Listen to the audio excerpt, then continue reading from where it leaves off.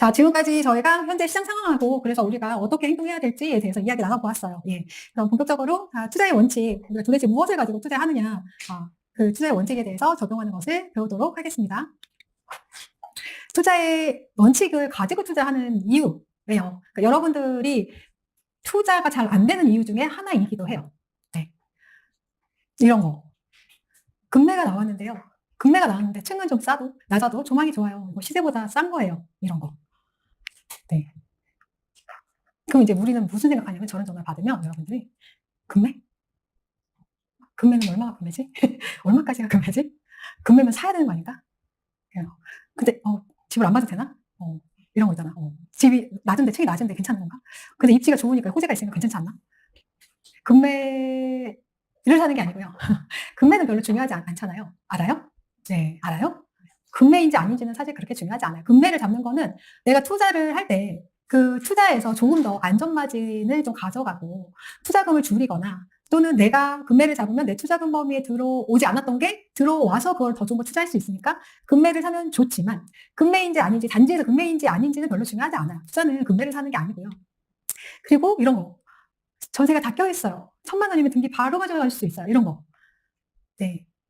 지방에서 주로 저는 1,000만 원짜리 갭 이런 거 많이 있는데 그럼 이제 생각하죠. 신축을 이 돈으로 살 수 있다고. 그리고 바로 그냥 가서 그냥 매점 차익만 주고 사오면 되는 건데 너무 쉬운데 그냥 괜찮은 거 아닌가? 과거에도 올랐고 그리고 지금 싼 거 같은데 이런 거. 여러분들 보통 투자를 바라볼 때 이런 식으로 많이 바라보더라고요. 상황이나 조건을 듣고 그것으로 투자를 하려고 하니까 투자가 잘 안 되는 겁니다. 이게 왜냐하면 원칙에서 프로세스로 가서 금매를 잡아야 하는데 원칙 프로세스 다 제끼고 금매를 잡으려고 하니까 여러분들 기준이나 원칙을 적용하지 못하면 매 순간 갈팡질팡하고요. 오락가락하고요. 허둥지둥합니다. 그래서 금매나 갭이 중요한 게 아니고요. 이거를 어떻게 원칙에 맞느냐. 내가 지금 그 물건이 내가 투자할 수 있는 원칙에 맞느냐. 를 알고 그 프로세스에 맞게 행동하는 게 필요하고 조급한 마음으로 두서없이 물건만 봐서는 절대 안 된다라고 제가 자꾸 강조드리는 이유가 이거예요. 이게 안 그러는 것 같아. 나는 아닌데 누가 저러나 봐라고 있지만 안 그러는 것 같지만 꽤 많은 수강생들이나 코칭 받으시는 분들도 그걸로 물건을 물어봐요. 그리고 이거는 이런 것 때문에 안 돼요. 이거는. 그러면 그제서야 맞다. 나 투자 원칙 배웠지.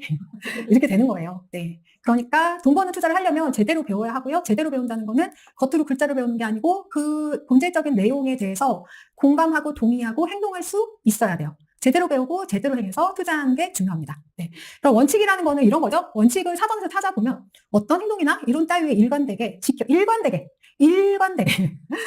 하락장이랑 상승장이랑 다르고 기분 내키는 게 다르고 서울 다르고 지방 다르고 이러면 안 된다. 일관되게 항상 이건 무조건 지켜야 한다라는 거죠. 그래서 그 흔히 말하는 제가 처음에 강의 들었을 때도 문신 새겨라 이건 너무 중요하다라고 하는 것이 사실 투자의 원칙이고요. 그래서 투자의 원칙이 저평가, 황금성, 수익률, 원금 보전, 그리고 리스크 관리. 이렇게 5가지 투자 원칙을 가지고 투자를 저는 하고 있고 과거에도 그렇게 배운 대로 투자를 했고 지금도 그대로 투자를 하고 있습니다. 그냥 이거는 여기에다 맞춰서 넣으면 투자가 뿅 튀어나오는 마법의 주문 같은 거예요. 그래서 저환수 원리라고 우리가 줄여서도 말하는데 어떤 상황에서도 반드시 지켜야 하며 이것이 모두 충족하지 않으면 투자하지 않습니다. 모두 충족하는 물건이 나올 때까지 투자를 찾으셔야 합니다. 이것은 여러분들이 집을 사는 거를 방해하는 게 아니에요. 땡땡님, 그 물건은 본인에게 맞지 않습니다. 왜냐하면요, 이런저런 점 때문이에요. 난 이거 너무 사고 싶고, 난 이거 어렵게 찾았는데 왜 이렇게 투자를 못하게 하나, 라고 생각하실 수도 있지만, 원칙에 벗어나서 투자를 하며 그 집을 지켜서 돈이 되는 과정까지 견디지 못하기 때문에 여러분들 도와드리기 위해서 안전한 가이드를 드리는 거고, 그것만 반복하시면 돼요. 네. 그래서 우리가, 이거, 열중만이 첫 수강이면 이게 처음 들어보는 말일 수 있어요. 그래, 저는 투자를 할 때 이 5가지 기준만 가지고 투자를 해요. 저평가되어 있느냐, 황금성이 있느냐, 수익률이 있느냐, 원금 보전할 수 있나, 리스크 관리가 되나. 줄여서 저환수 원리 이렇게 5가지로 하고 저평가라는 건 가치 대비 싼 가격이냐 그리고 황금성이라는 건 황금 돈으로 쉽게 바꿀 수 있냐 팔고 싶을 때 팔리느냐가 황금성 현금화가 쉬우냐 그리고 수익률이라는 거는 충분한 수익을 낼 수 있는 투자 물건이냐 그리고 원금 보전은 내가 넣은 내 이 소중한 돈을 잃지 않고 지킬 수 있느냐 그리고 리스크 관리라는 것은 내가 이걸 투자를 할 때 보이지 않는 어떤 위험 요소가 있느냐 그 위험 요소는 내가 감당할 수 있느냐를 검토하는 거고요. 여기에 대해서 한 가지씩 원칙에 대해서 제대로 알려드리도록 하겠습니다. 이거를 글자로 그냥 이해하는 수준으로 가시면 안 되고요. 실질적으로 그 의미부터 제대로 아셔야 돼요. 먼저 저평가입니다. 저평가는 모든 투자의 가장 처음이에요. 가장 처음. 저평가로 시작합니다. 그리고 제가 경험했을 때는 저평가가 가치 있는 것의 저평가가 확립이 되면 이것이 어느 정도 확보가 되면 나머지 수익률, 원금 보전, 리스크 관리도 어느 정도 다 해지가 돼요. 그래서 저평가가 가장 중요해요. 투자에 대한 생각이라는 책에 이런 말이 나오죠. 가치 투자자에게 투자의 시작은 가격이어야 한다. 너무 비싸게 매입하고도 나쁜 투자는 아닐 만큼 좋은 자산은 없으며 충분히 싸게 매입하고도 좋은 투자가 아닐 만큼 나쁜 자산은 없다. 네. 그러니까 아무리 좋아도 비싸게 매입을 한다면 좋은 투자가 아니다. 라는 뜻이고, 네. 충분히 싸게 산다면 가치가 있는 것은 좋은 투자자다. 그런 뜻이에요. 자, 첫 번째 저평가 보겠습니다. 가치가 있는 것을 가치보다 싸게 산다. 왜 가치보다 싸게 사야 하느냐면 싸게 사서 비싸게 팔아야 하기 때문에. 근데 좋은 걸 사거나 남들이 사거나 객 맞는 걸 사서 투자를 하려고 한단 말이에요. 저평가를 사는 걸 먼저 하지 않고 저평가를 사면 수익이 보장됩니다. 안전마진이 일단 있어요. 그냥 그거는 그만큼은 이미 벌어놓은 것이라고 생각하셔도 돼요. 그리고 운이 좋다면 더 많은 초과 수익까지, 초과 마진까지 보장될 수 있는 게 저평가입니다. 저평가를 그러면 어떻게 판단하느냐라고 한다면 저평가는 어느 정도 여러분들이 투자를 좀 하다 보면 그냥 이 가격이면 싸다라고 느껴지는 게 있어요. 그렇게 해서 절대적인 저평가를 가져갈 수도 있지만 내가 조금 더 수익을 많이 내는 투자자가 되려면 비교평가, 여기 나오는 적용법, A가 B보다 더 좋은데 가격이 같네? 또는 A와 B가 비슷한데 A가 더 싸네? 라는 비교평가 적용법으로 가져갈 수 있고 그래서 이거 하기 위해서는 비교할 대상이 있어야 해요. 그래서 비교할 앞마당을 3개 이상 만들고 투자하세요 라고 이제 알려드리고 있습니다. 네. 그래서 비교할 대상이 있어야 하고 그런데 중요한 게 비교할 대상은 있는데 가치를 잘 모르면 판단이 안 돼요. 앞마당을 만들고 앞마당 모아서 투자를 하려고 하니까 앞마당은 만들긴 만들었는데 앞마당을 제대로 안 만들었어. 그래서 가치 판단이 안 되니까 이게 좋은지 저게 좋은지 몰라. 그러면 싼지 비싼지 몰라요. 비교 대상을 만들 때 가치를 잘 알게 만드는 게 중요해요. 여기서 시작합니다. 그래서 상대적으로 싼 가격이나 가치 대비 비싸지 않은 가격을 확인하는 게 중요하고요. 비싸도 좋은 걸 사면 많이 올라갈 수 있지만 여러분들이 그 아이가 비싸게 산다고 하면 분명히 한 번은 어려움을 만나요. 싸게 산 것은 대체적으로 하락장 상승장 상관없이 어려움을 만나지 않아요. 근데 비싸게 산 거는 한 번은 꼭 어려움을 만나요. 네. 가락동에 있는 헬리오 시티를 2021년 5월에 22억에 산 이 사람이 네, 22년 11월에 몇 개월 만이죠? 1년 반 만에 17억 5천으로 팔았습니다. 네. 살 때는 조금 비싸게 사고 조금 무리해서 내가 돈이 부족하지만 3천만 원 더 비싸지만 그거 내가 마통으로 쓸 수 있어서 라고 해서 무리를 한다면 어려움이 내가 생각하지 못한 때 왔을 때 해치가 안 된다면 손절 매도해야 할 수 있어요. 비싸도 좋은 걸 파야 많이 올라가는 것은 장기적인 관점이지만 여러분들은 단기적으로 하루하루를 살기 때문에 그래서 상대적으로 싼 걸 잘 사야 돼요.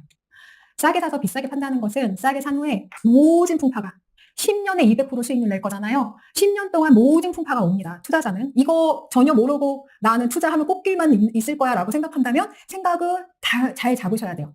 투자는 내가 들이는 어떤 노력이나 노동력에 비해서 고부가가치를 돌려주는 건 맞지만 절대로 꽃길만 밟는 게 아니에요. 하지만 원칙을 지키면 꽃길은 못 밟아도 가시밭길로 떨어지는 일은 방어해줘요. 이런 모든 풍파에 인내하고 감내하고 제 가치를 찾아갈 때까지 수익이 날 때까지 내가 지키려면 사실은 싸게 사야 돼요.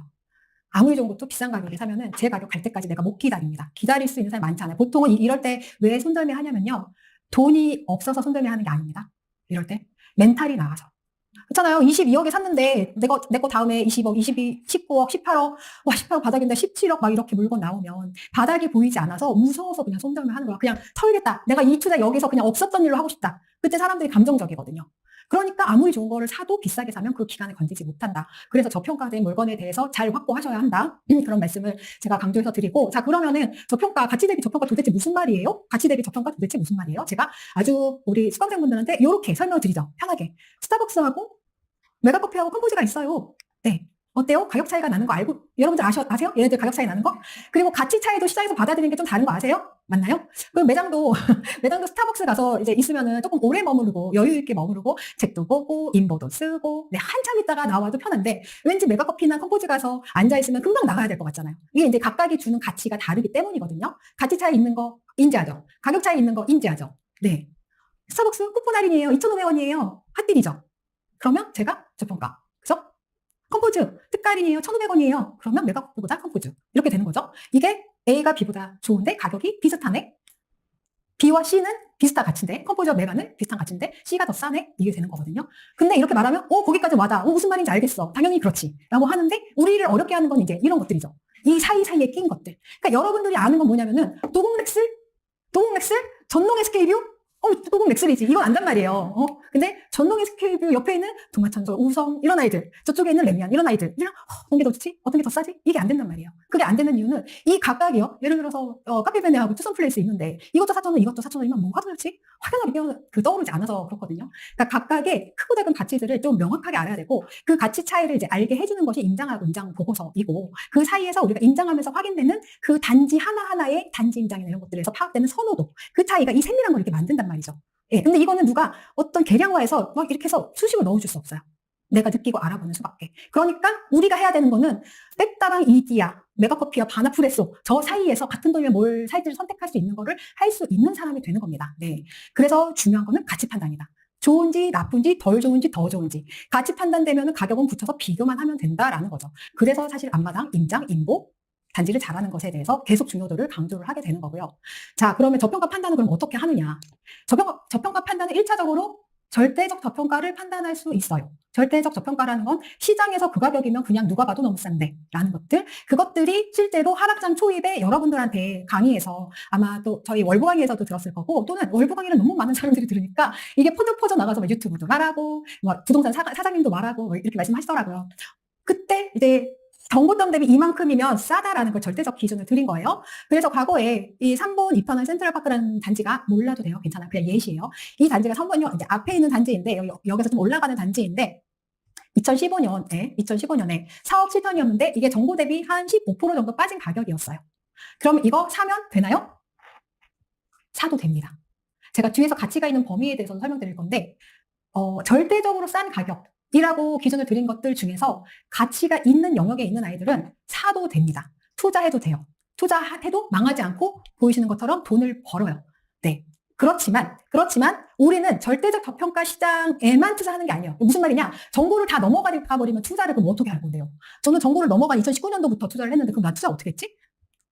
정보 대비 하락률이 아닌데 막 플러스 20% 이럴 때 투자했거든요. 그렇잖아요? 지금으로 생각한다면 그럼 어떻게 하지? 라고 한다면 본질적으로는 그래서 비교평가가 필요하다라는 거죠. 네.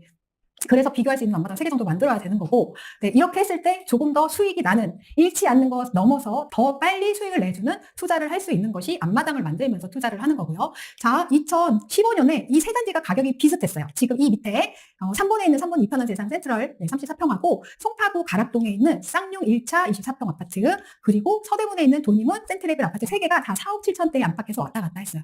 자, 그러면 이 기준에서는 어떤 거 사야 돼요? 가락쌍용 사야 돼요?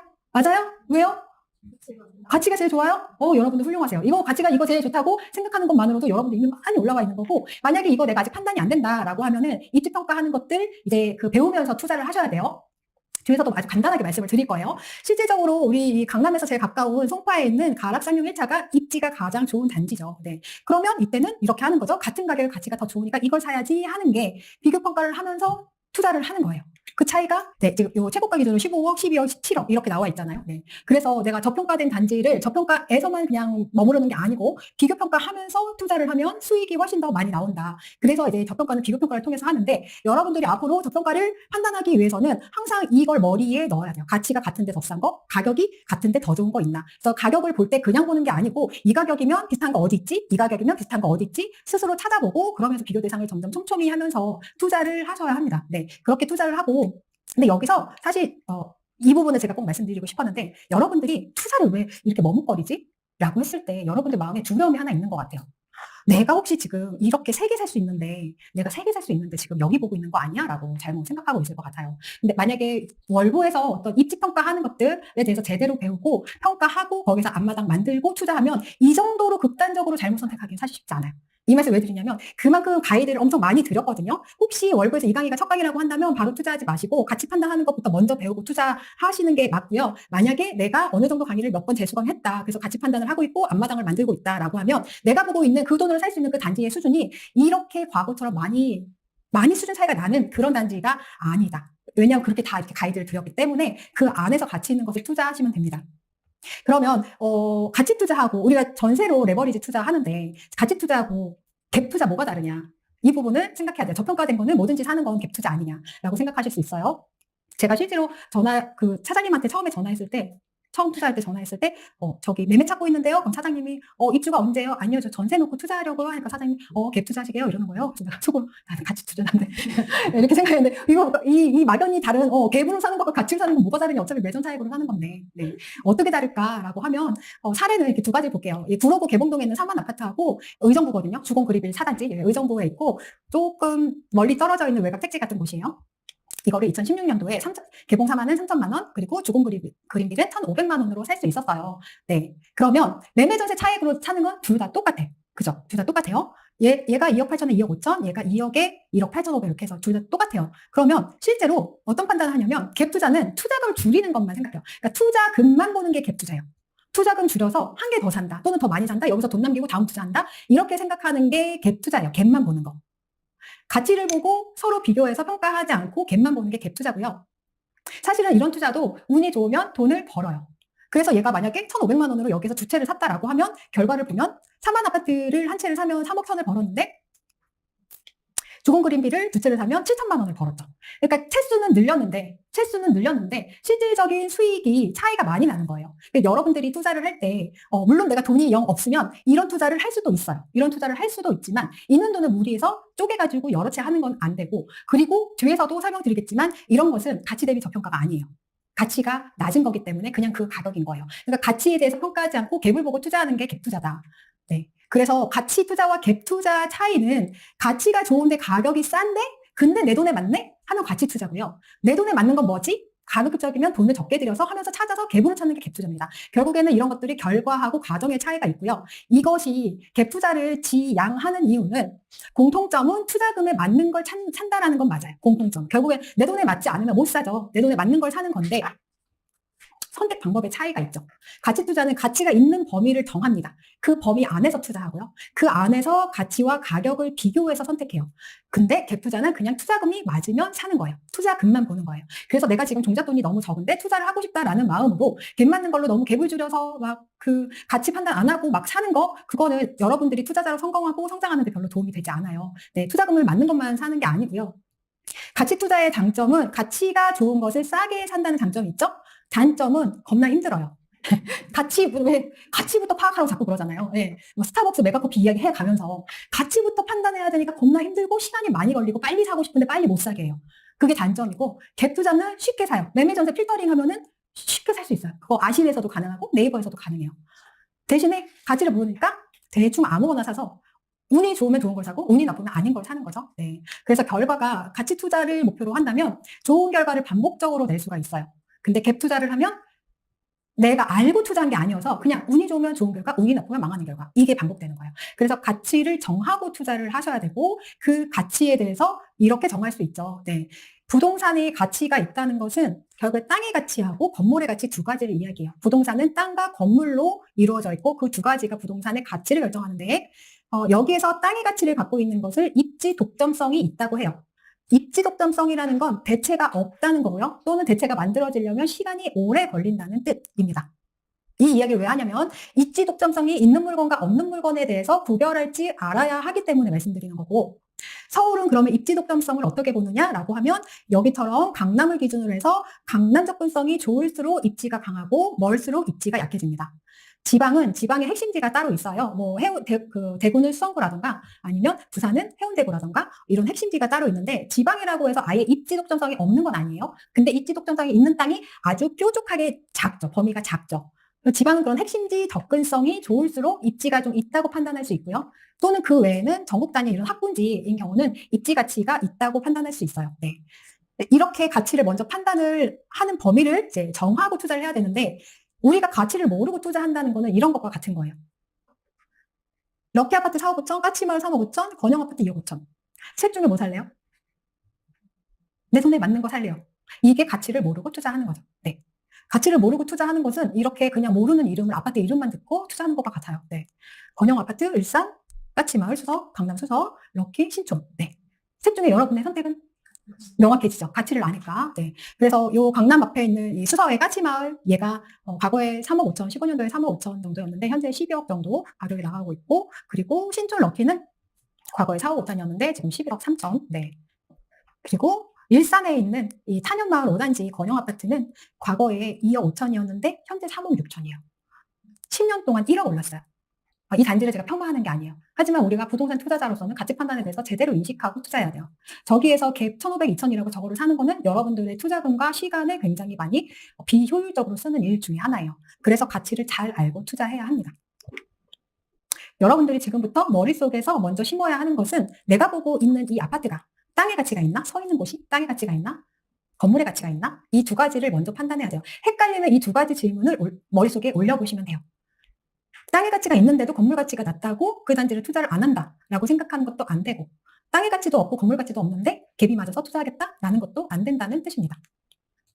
서울과 수도권은 가치 판단에 있어서 판단의 차이도 조금 있는데, 서울은 이 서울 지도 보시면은 엄청 빡빡해요. 뭐 하나 바늘 하나 꽂을 구석이 없이. 그리고 서울에서는 모든 일자리와 인프라가 이 가운데로 다 이렇게 집중이 되어 있어요. 우선 일자리가 서울 중심에 집중되어 있기 때문에 서울 외곽에 있는 사람도 서울 중심으로 출퇴근을 대체적으로 하고요. 경기도에 있는 사람도 서울로 중심으로 대체적으로 출퇴근 많이 합니다. 그래서 땅이 굉장히 중심으로 집중되어 있고요. 땅이 귀해요. 빈 땅이 없어서. 그리고 중심 선호도가 그래서 높아요. 지방 같은 경우는 이거는 청주시인데, 청주시 지도를 넓게 펼쳐보면 청주시가 흥덕구, 서원구, 상당구, 청원구 이렇게 4개의 구로 되어 있어요. 근데 가운데 보면 뭐가 막 있어요. 집도 있고 아파트도 있고 상가도 있고. 근데 그 외 나머지가 다 땅이에요. 가운데 말고 나머지가 다 땅이에요. 땅이 너무 많아. 땅이 흔해. 땅 부자가 부자가 아닌 것 같아. 너무 흔해서.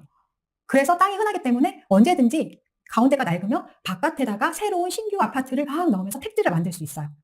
그래서 신규 아파트가 생기면 가운데 있던 사람도 헌아파트 싫으니까 신규 아파트로 이사를 가요. 왜냐하면 동네가 조금해서 어디를 가도 직장 출퇴근은 편하니까.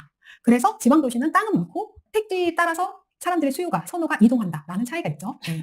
서울은 땅의 가치가 높다, 입지 독점성이 강하다. 지방은 땅의 가치는 낮다, 입지 독점성이 약하다.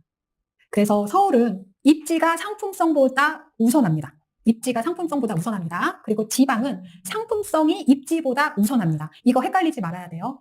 서울에서 부축이라고 AGG 저거 써본 거 아니에요. 이러면 안 돼요. 그 지방에서 이거 여기 지하철역 앞인데 부축 괜찮지 않나요? 24평인데 그런 거 안 돼요. 네, 헷갈리면 안 되는 거예요. 네, 그래서 투자를 선택을 할 때 서울이나 수도권에서는 입지가 좋은 곳 중에서 상품성이 좋은 것들, 그 중에서 여기서 상품성은 서울에서는 연식이 되기도 하고요. 연식이 아닌 단지의 규모 또는 그 단지에서 누릴 수 있는 인프라, 학군이나 학원 강화 또는 지하철 등, 네, 이런 것들을 선택하는 게 우선이고, 지방에서는 상품성이 좋은 것을 우선하고 그 중에서 같은 가격이면 좋아하는 동네나 중심 핵심지와 가까운 동네에서 선택하는 게 좋아요.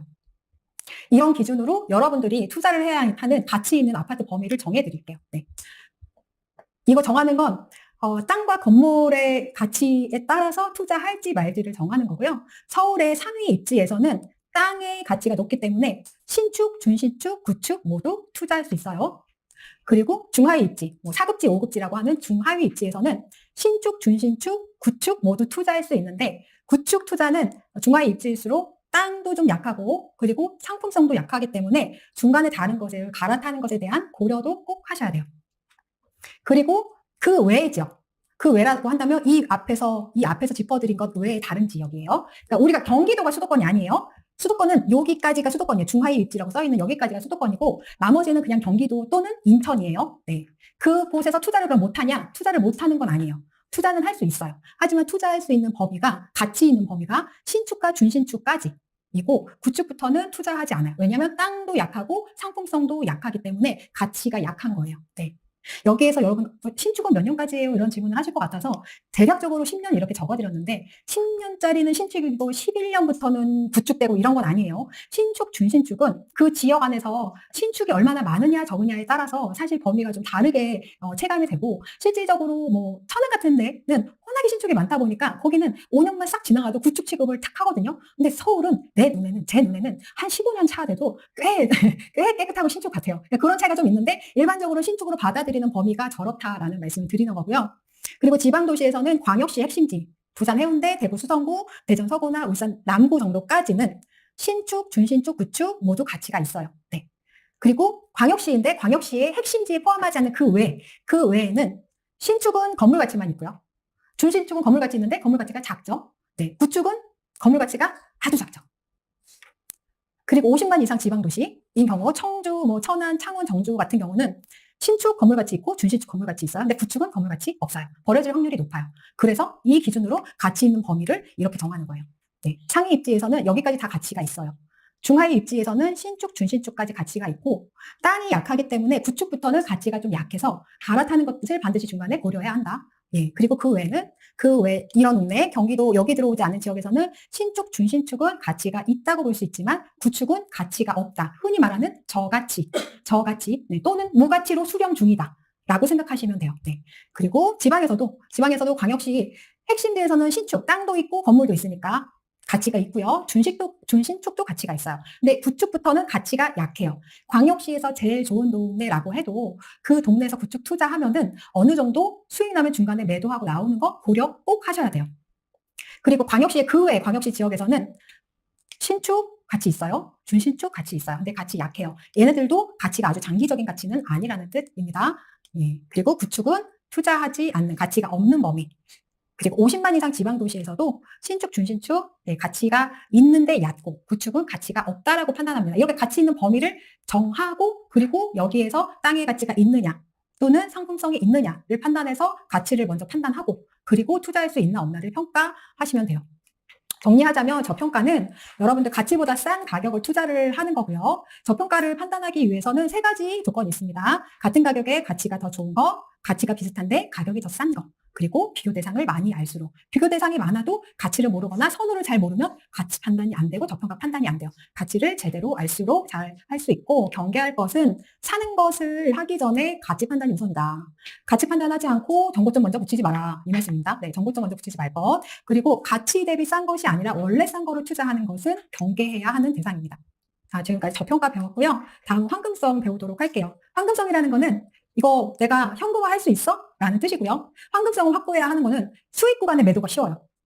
그리고 팔아야 할 때 팔기가 쉽고요. 수익 구간의 매도가 쉽다는 말이 무슨 말일까요?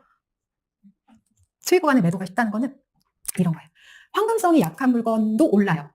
황금성이 좋은 물건도 올라요. 오르는 것만 생각하면 투자 못할 게 없어요.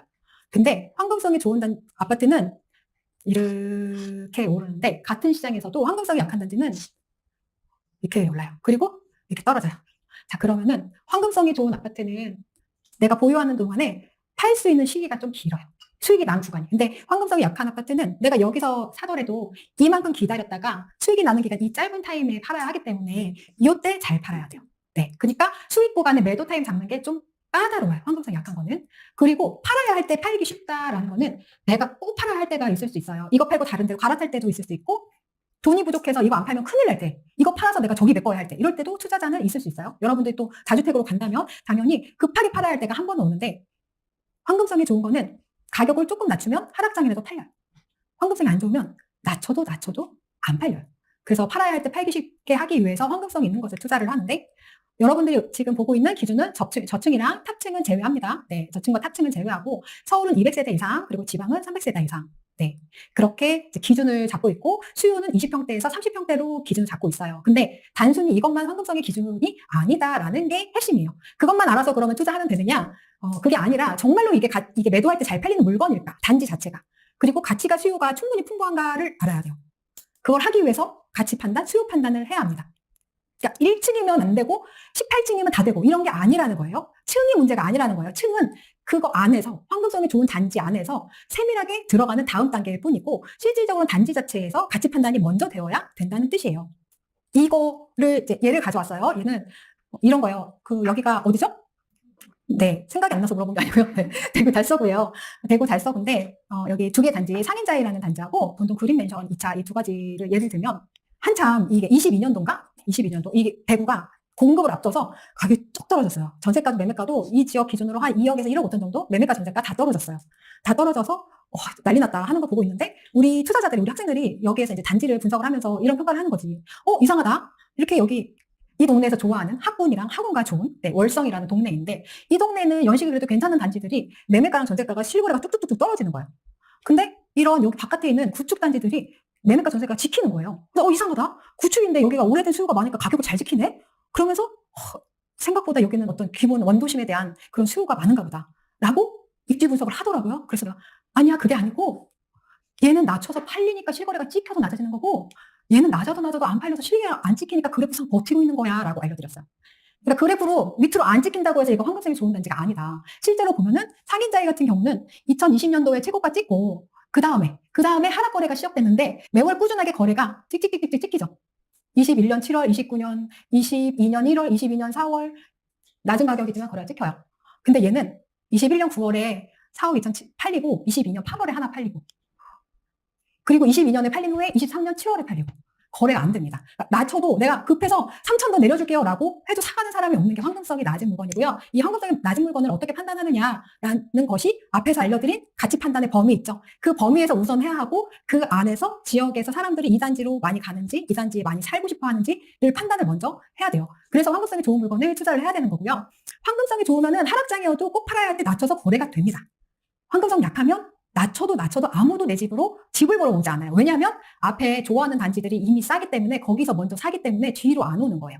그래서 이 부분을 검토를 꼭 해야 투자를 제대로 할 수 있고 간혹 여러분들 질문하는 게 있어요. 네, 금매 올수리에 전세 다 맞춰졌는데 1층도 정말 싸면 사도 될까요? 라고 하는데 1층은 싸면 사도 될까요? 안 될까요? 도곡네스 1층이 막 10억 금매 나왔어요. 사요 마요? 사요? 진짜 사요? 진짜? 그렇지 않다는 거예요. 그렇게 딱 자를 수 없다는 거예요. 자, 이게 뭐가 중요하냐면 일단은 단지 내 금매인지보다 이게 시장 수준에서 저평가된 가격인지 판단하는 게 먼저 중요하고요. 네, 그 가격이. 그리고 두 번째로는 내가 고민하는 그 지점을 미래에 내 물건을 받아줄 매수자가 고민하게 될 그 지점이다. 그래서 황금성이 얕은 거예요. 내가 1층인데 사도 될까요? 라고 한 거를 내가 팔 때도 그 사람도 1층인데 사도 될까요? 이렇게 물어보는 거예요. 그러니까 수요가 약한 거예요. 그리고 여러분들이 아마 임장하다 보면은 그런 사장님들 아마 있을 거예요. 왜 저층을 찾는 사람들만 찾아? 1층 꼭 사야 되는 사람 있어. 탑층, 뭐 층간소음 싫어서 탑층만 찾는 사람 있잖아요. 있겠지. 그분이 있어요. 근데 얇아. 여러분들 투자를 할 때 투자자로서 물건을 고를 때요. 이 분포도, 보통 평균 분포도 같은 거 그리잖아요. 이 분포도의 너무 끝단은 특히 다주택 투자자가 가져가기에는 좀 어려움이 있어요. 약점이 강해서. 약점이. 누가 봐도 1층?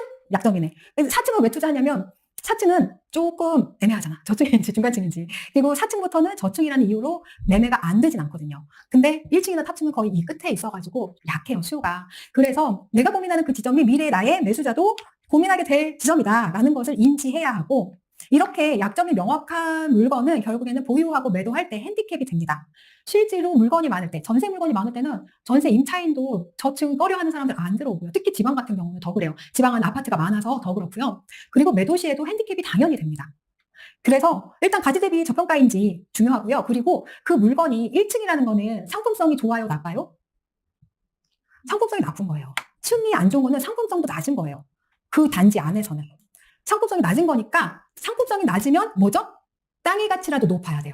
그래서 내가 진짜 1층 저층이 사고 싶다, 사야 되겠다라고 한다면은 그게 그래도 상급의 땅의 가치는 좀 가지고 있어야 돼요. 그러니까 지방 가서는 진짜 1층 투자하지 않아요. 근데 내가 도봉렉스 1층 투자하겠다? 감당되면 하실 수 있어요. 감당되면.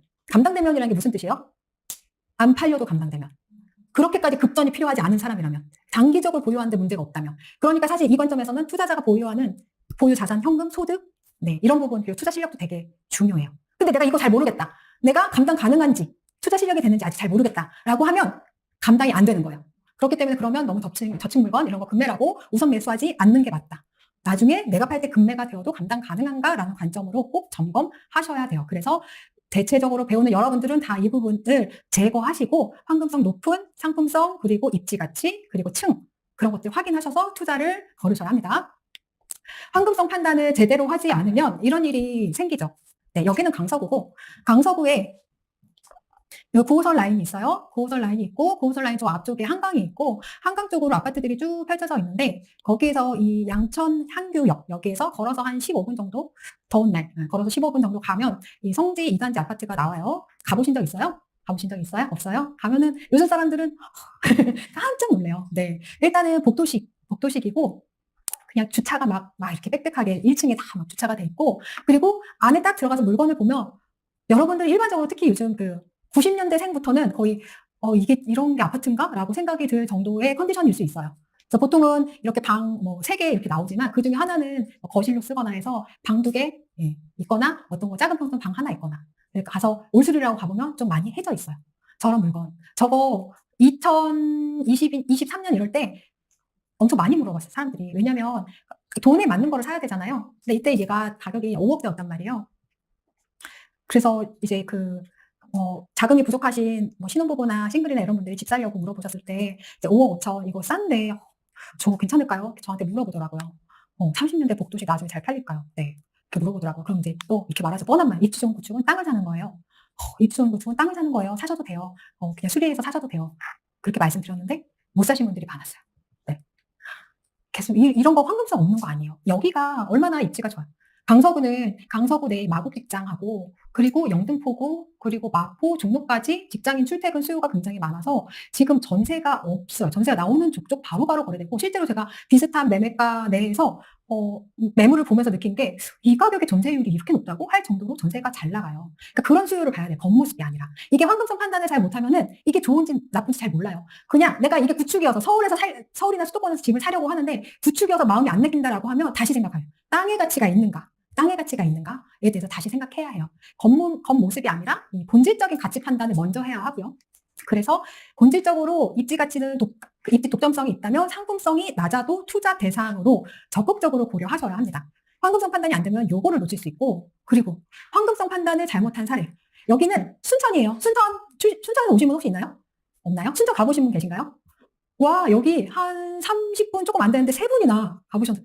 와, 순천을 투자자로 간다는 거는 진짜 내가 투자로 인생 바꾸겠다는 건데, 순천이 그만큼 멀어요. 여기 있어요, 여기. 광주보다 더 밑에 여순광에서 여수, 순천, 광양 이렇게 3개 도시가 묶여서 서로 연담화돼서 있는데, 순천에 가면은 신대지구라고 이렇게 택지가 있어서 아파트들이 싹 모여 있고 주변에 상권이라는 게 되게 잘 되어 있어요. 이 단지가 제가 처음 입당했을 때 여기 뭐 미니 동탄 아니야? 막 이렇게 생각할 정도로 특히 밤에 보면 예뻐요. 이게 처음에 3억대로 분양했단 말이에요. 이 단지가. 그리고 중흥 에코시티가 이 동네 대장이에요. 요게 2019년도에 5억이었고 2021년도에 6억 5천, 6억 넘어갔어요. 그때 이 집 제가 보러 가면 우리 집은 아랄이라 더 낮게는 안 판다는 집들도 있고요. 가격 올리는 집도 있었어요. 저 지방 끝 도시에서. 폄하하는 게 아니라 끝인 건 맞잖아요. 네.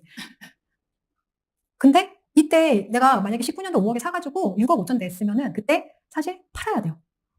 그 다음에는 떨어지니까. 왜냐하면 입지 땅의 가치가 약한 곳이기 때문에 연식이 지나면 가치도 낮아지고 선호도 낮아지지만 입주 물량 등의 영향을 너무 많이 받아요. 그리고 이후에 얘가 다시 회복해서 올라갈 때는 또 상품성이 낮아지기 때문에 동네 사람들 선호가 빠져요.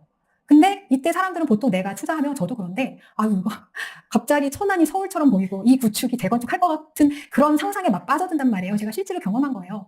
제가 구축 투자한 게 막 올랐을 때 그 단지 사람들이 통합 리모델링 이런 톡방을 만들어가지고 거기서 막 모여서 막 그랬어요. 그때 사람 약간 이렇게 뭔가 될 것 같은 느낌이 들거든요. 그때 정신 바짝 차려야 돼요. 내가 갖고 있는 이 단지가 어느 정도의 황금성과 가치를 가지고 있는지. 그래서 보면 얘가 이때 이렇게 올라갔었던 이유가 얘네가 입주가 계속 있다가 2019년도에서 20년, 21년 가면서 입주가 줄어든 시기가 잠깐 있었어요. 그때 딱 오르고 그 이후에 입주 있으니까 다시 가격이 막 떨어졌거든요. 그래서 내가 투자를 할 때는요, 내 보유 물건을 일단은 가치가 어느 정도인지 판단해야 하고 황금성을 잘 인지해야 하고 그래서 실질적으로 본질적인 가치가 작다. 라고 한다면 그걸 고려해서 매수한 후에 매도는 어떻게 할까까지 계획을 해야 돼요. 여기서 중요한 거는 매도 계획을 세우라라고 했을 때 몇 월 며칠에 어떻게 팔겠다라는 계획을 세우라는 게 아니라 이 땅의 가치가 작은 본질적 가치가 작은 곳에서 투자할 때에는 보통 5년 정도 보유했다가 그 안에 수익이 나면은 그게 5년이 다 채워지지 않아도 매도를 한다라는 관점으로 내 단지를 지켜보고 가격을 잘 쳐다봐야 하는 거예요. 그래서 여러분들 황금성 판단이 굉장히 중요하다라는 것을 일단 이번 장에서 말씀드리는 거고 그리고 황금성 그럼 어떤 거냐라고 한다면 앞에서 살펴봤던 가치가 있는 아파트의 범위 자체가 곧 황금성으로 연결됩니다. 네, 제가 아까 말씀드렸을 때 이거는 가치가 없어요라고 한 X 표시한 아이들 얘네들은 그냥 투자 대상이 아니라고 생각하시면 됩니다. 투자 대상이 아니고 나머지를 살펴보면 흔히 말하는 강남, 서초, 송파, 용산, 성동에서 종로, 중구 우리가 서울에서 서울을 5개 단계로 나눴을 때 1에서 3급지 정도까지는 땅의 가치가 굉장히 높다고 말할 수 있어요. 그런 상위 입지에서 신축이거나 준신축인 경우는 장기 보유합니다. 장기 보유한다는 게 무슨 말이냐면 이거가 나와서 충분히 수익이 나도 이거를 팔고 갈아탈 더 좋은 대안이 없으면 함부로 팔지 않습니다. 네, 이걸 팔고 갈아탈 더 좋은 대안이 없으면 함부로 팔지 않습니다. 그리고 그 외에 상위 입지 구축에서부터 중하위 입지 구축까지 모두 투자 대상으로 보는데 보통 중하위 입지에서 준신축이나 구축 정도는 한 장기로 보유해도 돼요. 내가 갈아탈 물건이 없으면 장기로 보유해도 돼요. 근데 5년 정도 이내에 수익이 나면 한번 갈아탄다라는 마음으로 보고 보유하는 거예요. 왜냐하면 시간이 더 많이 오래 가면 입지 좋은 아이들은 쭉 더 벌어지는데 입지가 약한 얘는 어느 정도 수준에서 머무를 거거든요. 근데 이 수준에서 머물렀을 때, 어느 정도 수준에서 많이 올라왔을 때 그때 역시 내 투자가 너무 잘했다. 이 단지도 20억 간다라고 생각하지 말고 이때 이 가격이 적정한지를 주변 시세나 앞마당 시세를 비교하면서 갈아탈 곳, 얘보다 더 좋은데 비슷한 가격이거나 얘랑 가격이 크게 차이 안 나는데 갈아탈 수 있는 곳이 있으면 더 좋은 것으로 한 단 들어가야 돼요. 이거 이해되세요? 네, 그렇게 하기 때문에 제가 이제 시간을 뭐 10년, 5년 이렇게 좀 나눠놨어요. 그런 시점을 가지고 아예 최상단이 아니면 갈아타는 것 매도에 대해서는 항상 고려를 좀 하셔야 되고 그 외에 경기도나 인천 외곽 지역에서는 신축, 준신축 투자 모두 할 수 있고 중단기 투자로 5년 정도 바라보고 투자합니다. 그 사이에 만약에 수익이 나면 매도하시고 더 좋은 곳으로 갈아타실 수 있고요. 광역시부터의 지방도시는 모두 중단기 투자로 보세요. 물론 내가 해운대 앞에 있는 제일 좋은 단지를 갖고 있다면 다른 문제이지만 그렇다고 해도 중단기적으로 여러분들이 바라보면서 수익이 나면 매도한다. 수익이 날 때 더 올라갈까 봐 매도 타임을 안 잡거나 마냥 미루지 않는다. 네, 그것을 기준으로 좀 보시면 되고 광역시에서는 비핵심지, 그러니까 여기 부산 해운대구, 대구 수성구, 대전 서구, 울산 남구 빼고는 다 그냥 비핵심지라고 생각하시면 되고 그 지역에서는 구축은 투자하는 대상으로 보지 마세요. 환급성이 약하기 때문에 내가 지금 20년 차 샀는데 그 팔 때도 이게 막 25년, 26년 차 되고 하면은 팔기 어려울 수 있어요. 그리고 50만 이상 이런 지방도시 창원, 천안, 청주, 전주에서도 신축, 준신축까지만 투자한다. 그래서 투자 범위를 정하고 이 투자 범위가 곧 황금성의 범위다. 그리고 그 안에서 1층, 저층, 탑층이 나오는 거다. 여기까지. 네, 여기까지 생각하셔야 합니다. 그래서 입지와 연식을 고려해서 선호를 판단하고요. 투자를 하면서 매도에 대한 계획까지 세워서 투자를 합니다. 이게 황금성 판단이에요. 정리하자면 황금성은 매도 시점에 사람들이 좋아하는 물건인지 의 뜻이에요. 네. 그리고 황금성을 확보하기 위해서는 입지, 연식에 따른 가치와 선호도 판단 제대로 이해한다. 그리고 투자할 것과 투자하지 않을 것을 제대로 구분한다. 그리고 보유, 매도 계획을 세우고 살핀다. 이게 황금성에 확보하는 것이고 경계할 것은 가치 판단 오류하지 말자. 조금 올랐다고 해서 단기 매도하지 말 것을 단기 매도하고 그냥 현금으로 확보하는 거는 좋은 판단이 아니고요. 그리고 매도 계획 없이 장기 보유하는 것도 안 됩니다. 네, 이 부분 황금성까지고요.